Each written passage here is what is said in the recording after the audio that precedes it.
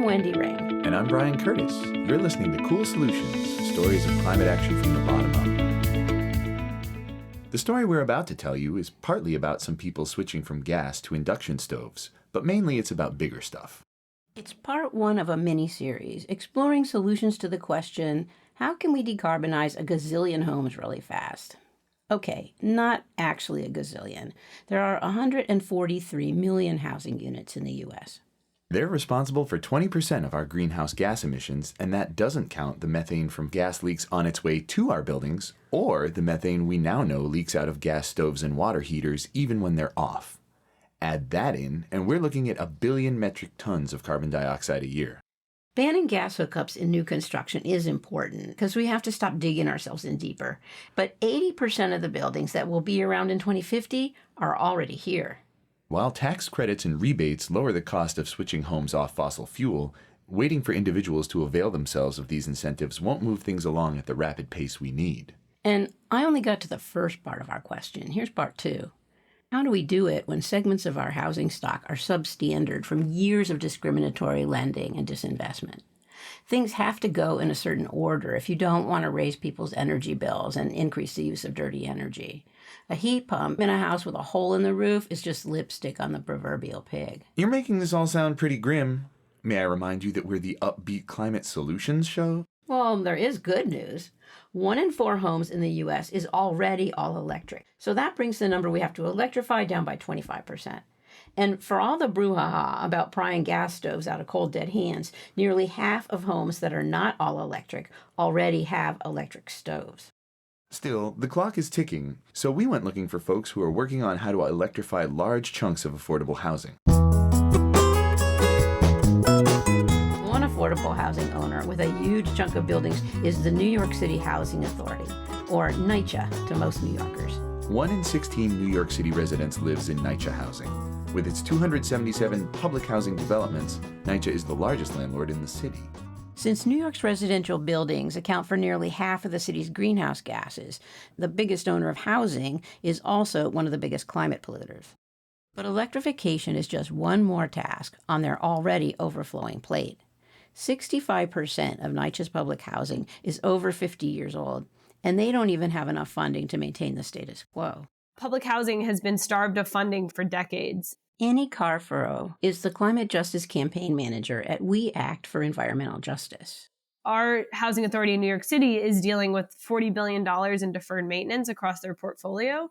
Meanwhile, they get, a couple $100 million from the federal government every year. We Act is a community-based organization that was founded 35 years ago in West Harlem. At the time, West Harlem was becoming a dumping ground for a lot of the city's pollution. We do research, we do education, we do policy advocacy at the federal, state, and city level for environmental justice. NYCHA is not a paragon of environmental justice.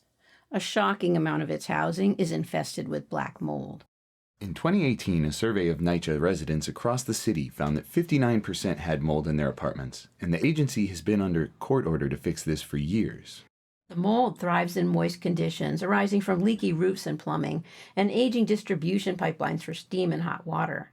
The gas lines are leaking too, and a gas leak in these campus-wide systems shuts down service for hundreds or even thousands of residents.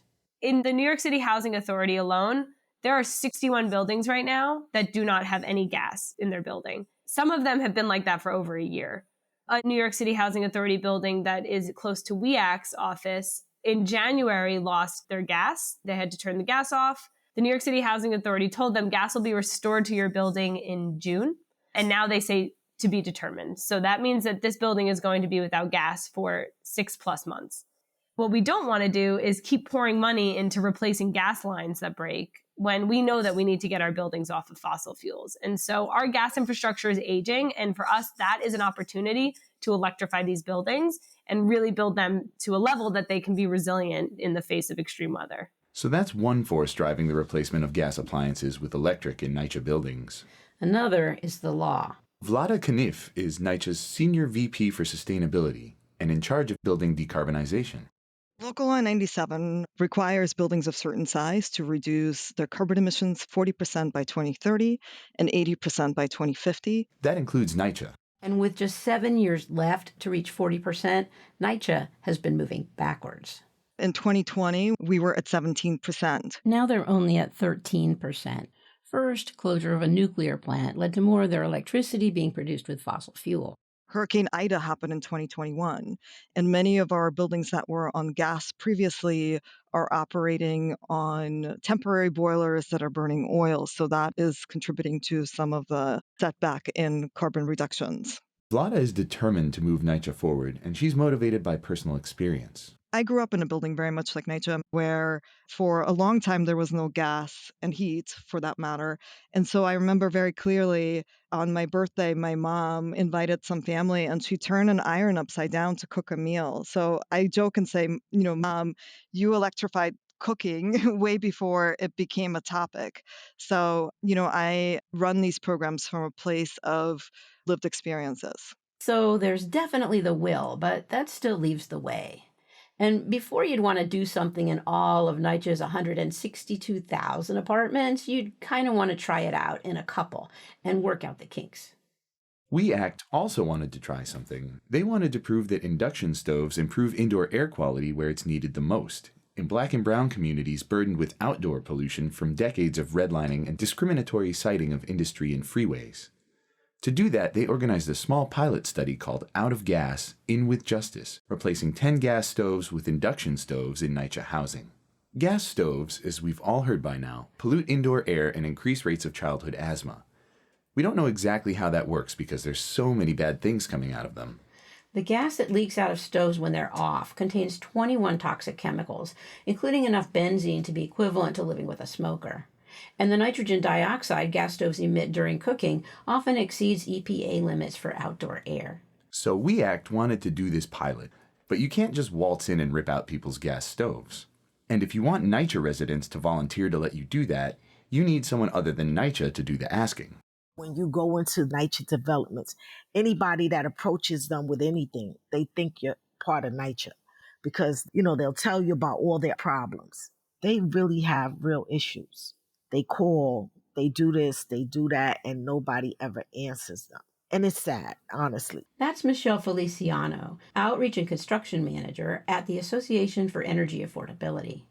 They've been weatherizing New York's affordable housing for decades, and Michelle has years of experience working with tenants.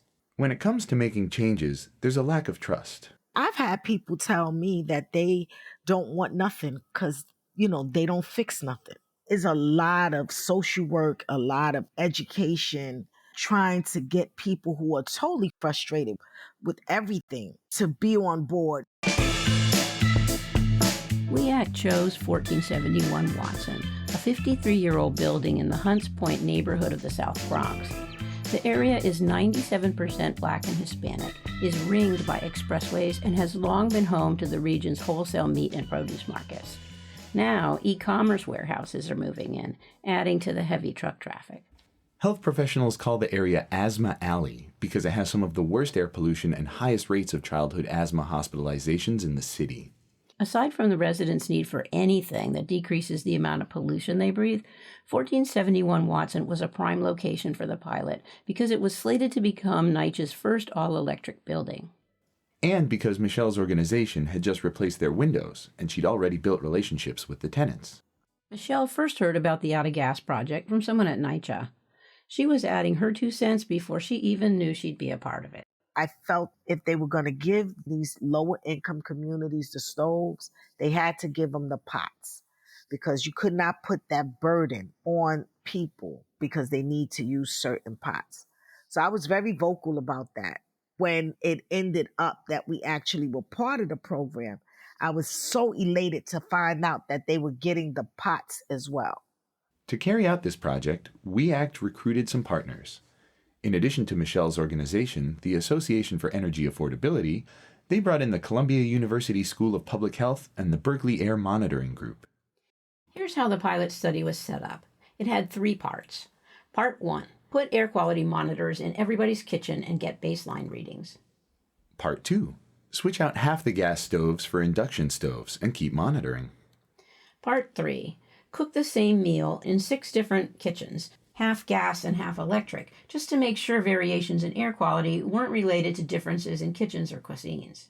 How I got introduced was got put into a classroom to figure out how to work the machines. And it was a group of us there. And Annie and I were the last two standing at the end of the day. They became a tight team. The first step was recruiting 20 participants. Michelle put up a flyer in the lobby and got calls from some folks who were interested. But that wasn't enough, so they started going door to door. That's 96 doors. This was asking people for a lot more than having someone come for a couple hours to replace their windows.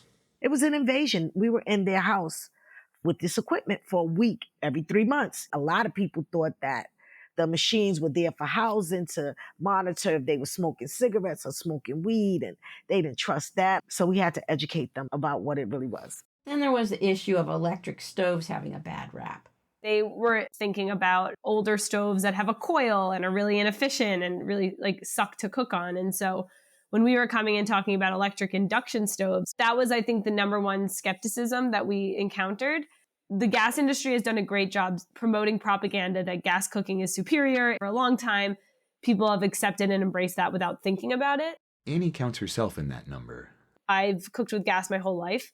When I first was assigned to this pilot, I was like, ooh, I don't know if I believe in the mission of this. I love my gas stove. And now after this, I am a 120% convert.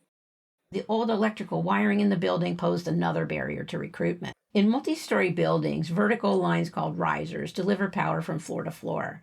But the 53-year-old risers at 1421 Watson had limits. The vertical line could not handle more than 2 induction stoves. Otherwise, it would risk an electrical overload and then blowing out the power to all of the units on that line. That meant that, out of 1A, 2A, 3A, 4A, 5A, 6A, we could only recruit 2 of those households, even if we had maybe 4 fantastic candidates on the A line and then, no candidates on the G line. That required a bit of logistical Tetris. In the end, they had a group ranging in age from 25 to 85, half English-speaking and half Spanish-speaking. Then they had to divide them into the intervention group, who'd get induction stoves at the start of the study, and the control group, who would also get induction stoves, but only at the end. 2 of the clients were having gas leaks. And one of the clients, when I went to his house, when he turned on one of his gas lights, the fire would shoot straight out the knob. And no one had come to repair it. So what are you going to do? Randomization went out the window. I told Annie, I said, listen, let's put him in the pilot and not the control so he could be one of the ones to get the stove immediately because he needed it. There was another resident Michelle put in the induction group. She has a little autistic daughter, and her daughter is very touchy-feely, and so I really wanted her to have that stove. As someone who way back when had to take the knobs off a gas stove to protect my hyperactive son, I get that. Induction stoves are safer for handsy kids. The burner won't turn on till you put a pot on it. Removing the pot automatically turns it off. You'll have a little temperature right where the pot was sitting, but the surface around it is cool to the touch. One of my clients, she was actually leaning on her stove while she was, I said, hey, wait. In most community-based participatory research, the community defines the problem and participates in the study design. In this case, WEAC did a lot more than that. Berkeley Air Monitoring sent the monitors from California, but collecting the data was up to Annie and Michelle. The air monitoring equipment that we used, it's called the Home Health Box. It looks like a little lunch box. You put it on somebody's shelf, you plug it in, it stayed there for a week at a time in people's apartments. There weren't enough boxes to put one in each kitchen and just leave it. They had to be moved from apartment to apartment, setting them up and taking them down over and over. We were the first study to use this in the field. And so the researchers at Berkeley were making fun of us because we've used this air equipment more than they've used it. Yeah, I definitely had to become a mini expert in how to troubleshoot this equipment as well as setting it up and breaking it down and collecting the data that we needed. When you only have 20 households in your pilot, you really don't want anyone dropping out. That's where those relationships come into play. You had to coordinate with the people so that they would be home so we could go put the boxes in. I would call them in advance and be like, look, when can we come? What's a good time for you? It was like, okay, no problem. I'll be there. Before the stoves went in, they had a chef give some cooking classes. And then we also took the user manual and drastically simplified it into a one-pager. Right, because we knew that no one was going to flip through that. And then when we installed them, we would spend like 5 to 10 minutes or more if the household needed it with each household, making sure that they could do the basics. It went really smoothly. I was really impressed by how easily people adopted this new technology and how much they loved it. I have an 86-year-old client and she knows how to use her stove. She could teach a class. That, I think, for me was one of the biggest surprises, is just how well this technology was embraced. When you give people access to this technology, they are really receptive to it. So receptive that the control group wanted to get their stoves right away. And so did a lot of other people. We had probably 6 to 7 people come to us and say, are you still recruiting for that pilot? Because I saw the stove and I want that. Like, that thing is great. People that were resistant in the beginning, nah, I don't want it. Okay. Those same people came back in the end and they wanted to be a part of it. It was becoming clear that, one, just word of mouth, like talking to your neighbors, but 2, also just having exposure to this type of technology were some of the best sales techniques that we could have deployed.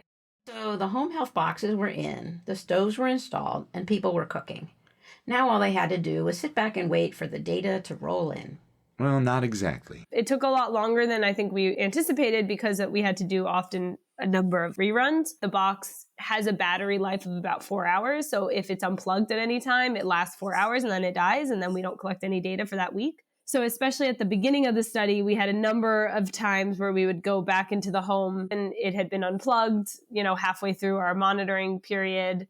And so we had to, adjust by putting labels on the plug to make sure that people knew that this is the plug to leave in for the week. The boxes sometimes would stop running randomly or would be still running when we would go to pick it up when it shouldn't be. So we would have to rerun weeks at a time, just really like a lot of human error.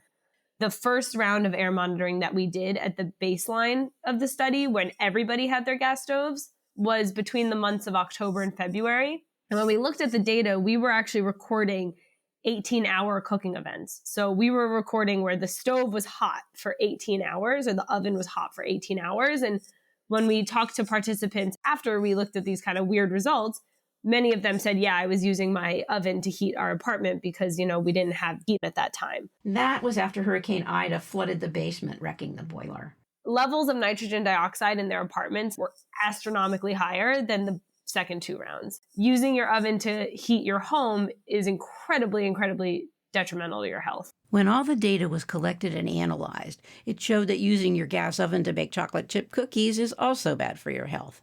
And I'm not talking about the cookies. Here's what they found. We cooked the same meal, spaghetti, broccoli, and chocolate chip cookies, 18 different times. The only difference is that half those meals we cooked in homes with gas stoves and half those meals we cooked in homes with induction stoves.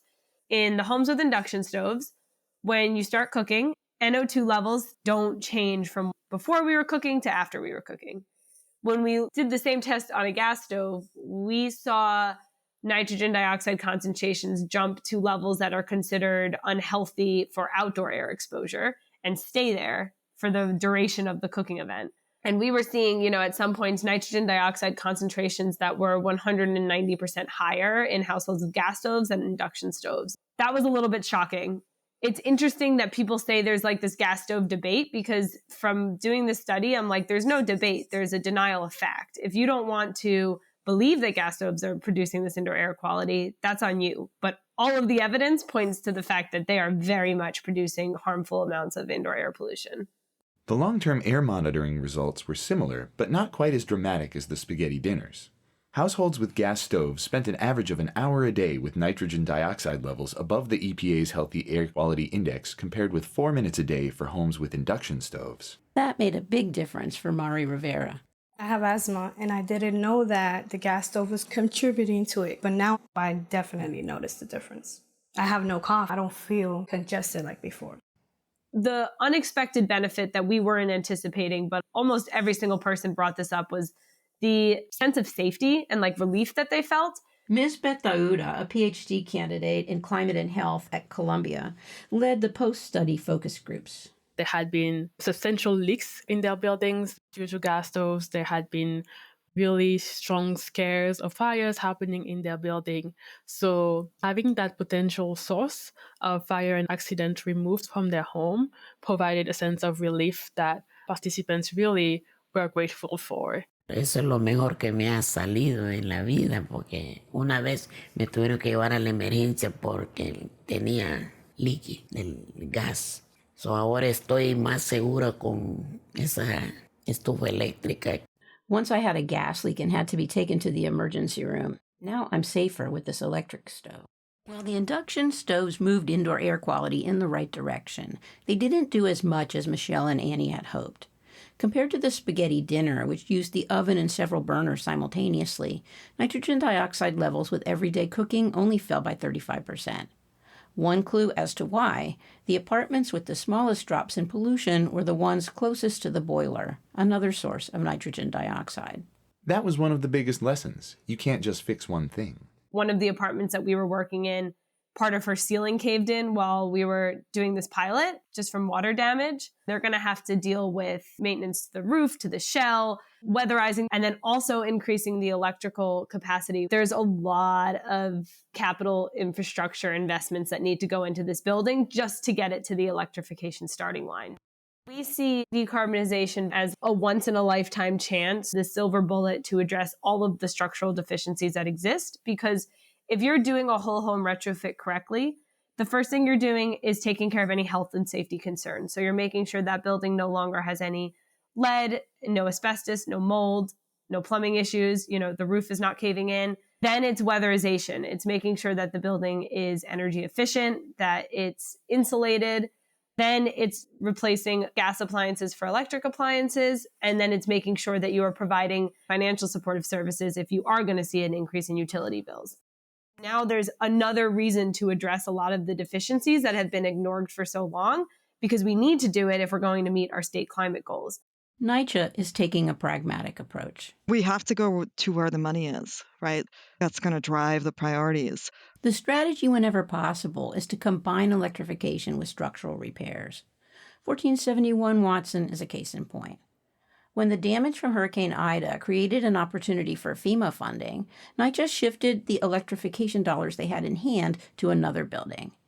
Now, 1471 won't be the first to replace its boiler with heat pumps, but when it does get its turn, it will get something extra. If you're doing work in risers and you're getting in behind the wall, you might as well do the plumbing work too. Vlada says NYCHA is focusing its decarbonization efforts on heat pumps because, in addition to addressing the much larger proportion of a building's greenhouse gas emissions than induction stoves, heat pumps will mean less work for NYCHA and fewer outages for residents. We want to decentralize. We want to be able to give our operations staff an ability to replace one unit in a room as opposed to having to deal with 2,000 person failure at a campus style development.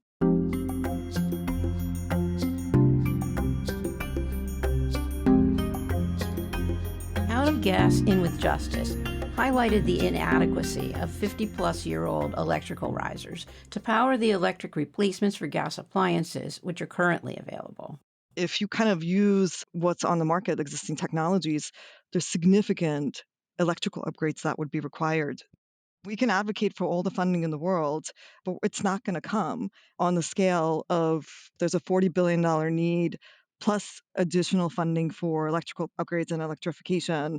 So we knew we needed to do something else. They took a page from an old playbook. Did you know that the first Energy Star refrigerator came out of NYCHA? That was back in the 1990s, when NYCHA's refrigerators were so inefficient that the New York Times called them the kitchen equivalent of gas guzzlers.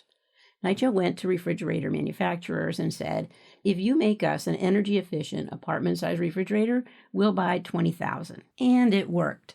So they decided to do it again. It was the same idea. How do we, as a housing authority of our size, a city within a city, create aggregated demand to signal enough to the market that there needs to be a change? So we actually found all those people that ran the refrigerator program in the 90s.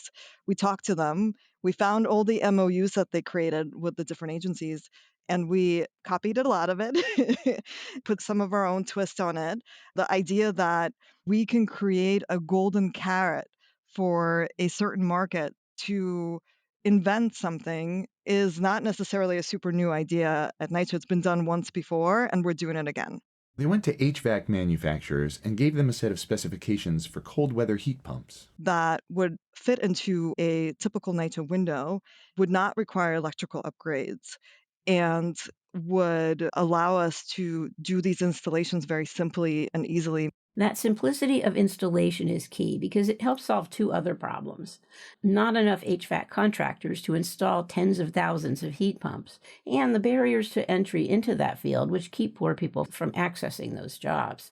People will be able to get jobs out of this, green jobs that are accessible to NYCHA residents. That is not some, far-fetched idea where you have to do years and years of training. 2 companies grabbed that golden carrot and signed contracts last year with NYCHA to produce 30,000 units. Bringing that kind of purchasing power to bear doesn't just help NYCHA. It changes the market, so those models will now be available to everyone. It's the most important work I will ever do. Tackling space heating and domestic hot water, I think that we figured a piece of it out. In terms of climate goals, if we're successful in scaling it, we've solved a huge chunk of the problem. By shining a light on barriers that needed to be overcome, Michelle and Annie and their 10 induction stoves played a role in the conception of those 30,000 heat pumps. Scaling up installation of the stoves themselves is still on NYCHA's back burner. Right now, there isn't funding to scale electrical upgrades plus induction stove replacements beyond 1471 Watson. If $40 billion dropped from the sky, that would be our preference. But I'm not sure that that's in the cards just yet. Hopefully it will change, but I'm not really seeing $40 billion on a horizon. There is a new type of induction stove with a built-in battery that draws less power from the grid during operation. It currently costs over $5,000, but you can plug it right into a 110 outlet and maybe not have to replace those risers. We are very closely looking at the battery-operated stove because if we can put in this appliance without having to do electrical upgrades, then the price of the induction stove may be more affordable than having to do electrical upgrades within the building. And if stove makers tool up to produce hundreds of thousands of them for NYCHA, that will lower the price for everyone. The experience at 1471 Watson Avenue definitely shows there's a demand. When participants were asked if they wanted to go back to gas, not a single one said yes. I go to the building quite often. When they see me, they hug me, they want to give me stuff. I'm always giving invitations like, come eat. It's a good feeling. You've been listening to Cool Solutions, stories of climate action from the bottom up. Thanks to Annie Carforo, Michelle Feliciano, Vlada Keniff, Mari Rivera, Angela Morales, and to Scott Holmes, Kevin McLeod, Maarten Schellekins, Jason Shaw, and Jahzzar for our music.